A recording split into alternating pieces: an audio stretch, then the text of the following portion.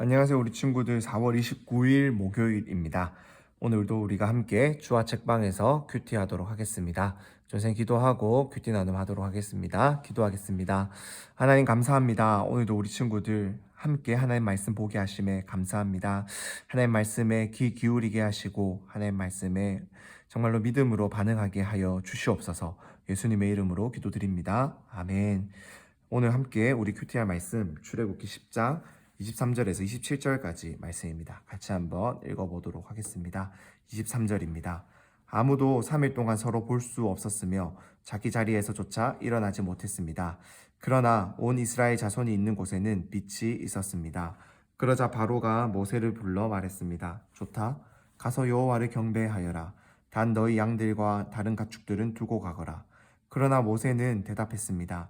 저희가 저희 하나님 여호와께 드릴 희생제물과 번제물을 갖고 가게 해 주십시오. 저희 가축들도 데려가야 합니다.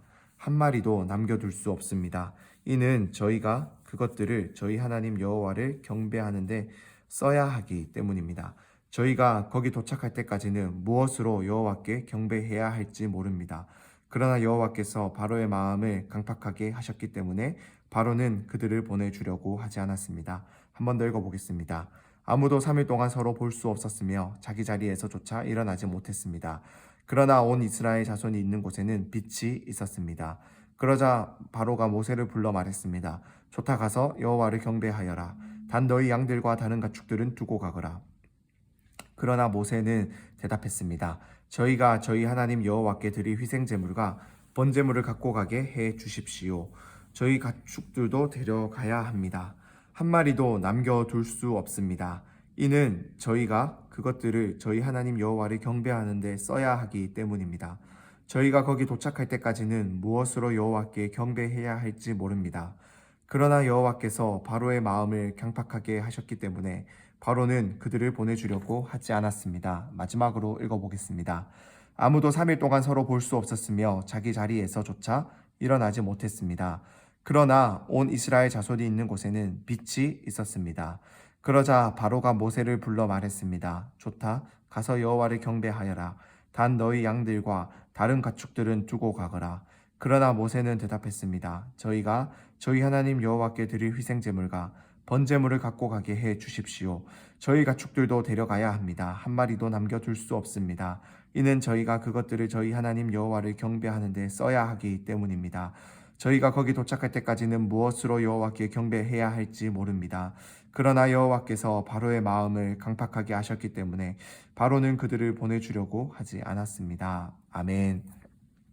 오늘 말씀은 드디어 아홉 번째 재앙인 흑암 재앙이라고 하는데, 이것은 어떤 것이냐면 빛이 없어지고 어둠이 3일 동안 가득하게 된 그러한 재앙이었어요.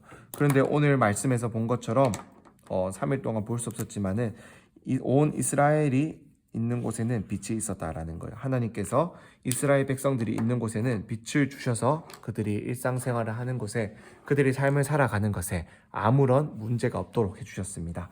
이 이집트 사람들은 태양신을 가장 강하고 최고의 신이다라고 했어요.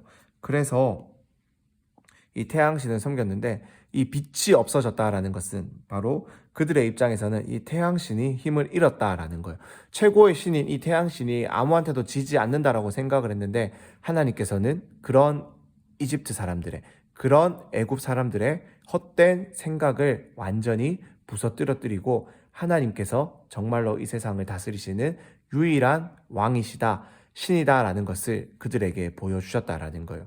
그리고 이스라엘 백성들이 있는 곳에 이 빛을 있게 하심으로써 하나님께서는 이러한 능력이 있고 자신의 백성들을 지켜주신다라는 것들을 확실하게 보여주셨습니다.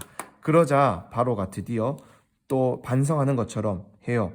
그런데 경배하라 하지만 가축들을 두고 가라는 거예요.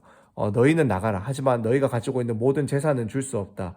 재산까지 들고 가면은 우리가 너무나 타격이 크니까 이것은 두고 가라 라고 지금 말을 하는 거예요.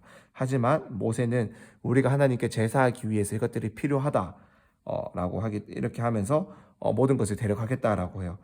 그러자 이제 바로는 또 그 말을 들으니까 마음이 강팍하게 져서 그들을 보내주려 하지 않았다라는 거예요.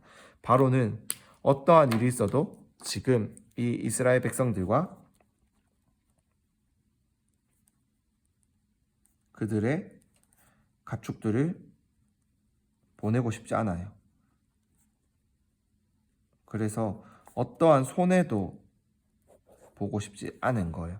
하지만 그렇게 바로가 하나님의 말씀을 따르는 것을 지체할수록 이집트는 점점 더 걷잡을 수 없이 망해가고 있다라는 것을 우리는 계속 살펴보고 있어요. 어제도 메뚜기 떼가 모든 것을 삼켜버렸고 이렇게 점점 더 이집트는 망해가고 있다라는 것.